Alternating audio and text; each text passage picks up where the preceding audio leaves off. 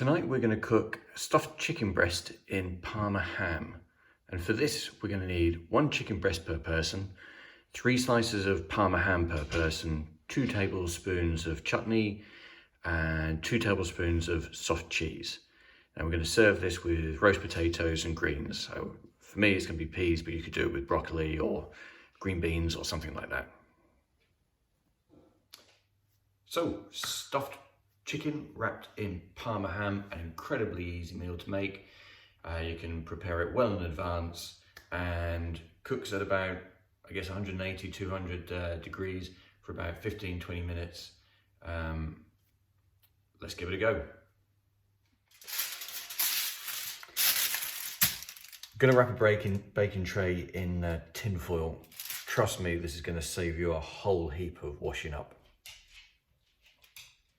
I'm cooking 2 chicken breasts today.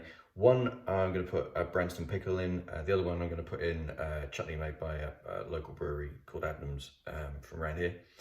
And I've got my soft cheese in another bowl. The reason for putting them in bowls is your spoons are going to come in contact with the chicken itself, and this kind of just stops you from double dipping, putting it with chicken and so on. So don't have to do this, but it's a good idea.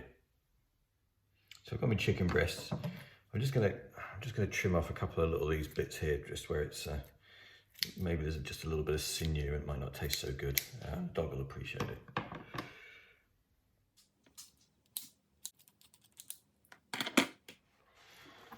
Okay, so I've got my chicken breast, and what I'm going to do is cut into it, but I'm going to try and not go all the way through, but really don't stress over this. I think the most important part is that you don't cut through the ends here. If you go out the other side, then you go out the other side. But try and, the bigger this hole, the more ingredients you're going to be able to get into it.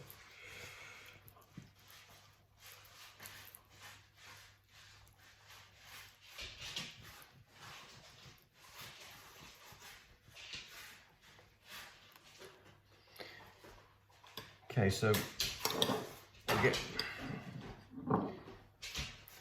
our chutney, and we'll just push that in there.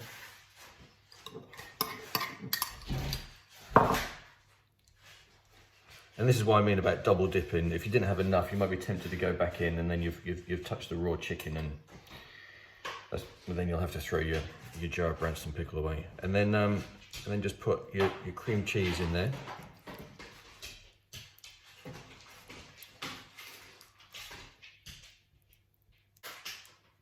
And then we just do the same thing for the other chicken breast.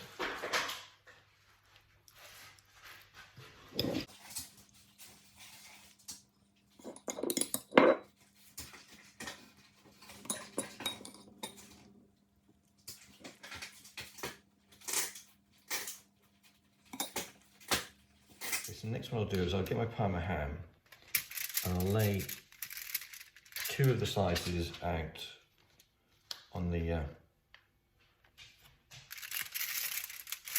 tin foil, and then I get my chicken breast. I get a 3rd piece. I'm going to use all of these, so it doesn't matter that I've touched the raw chicken, and just put that on the top.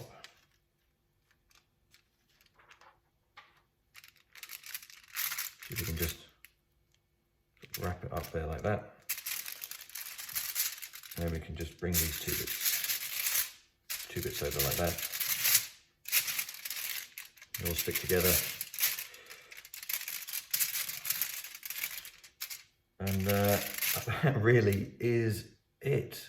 We're going to cook the roast potatoes, but we'll put this in the oven, as I said, 180 for about, let's say, 15 minutes. Check on it, see if it's going okay, and then put it in for another 5 or 6 minutes. It depends how hot your oven is. But yeah, that's it.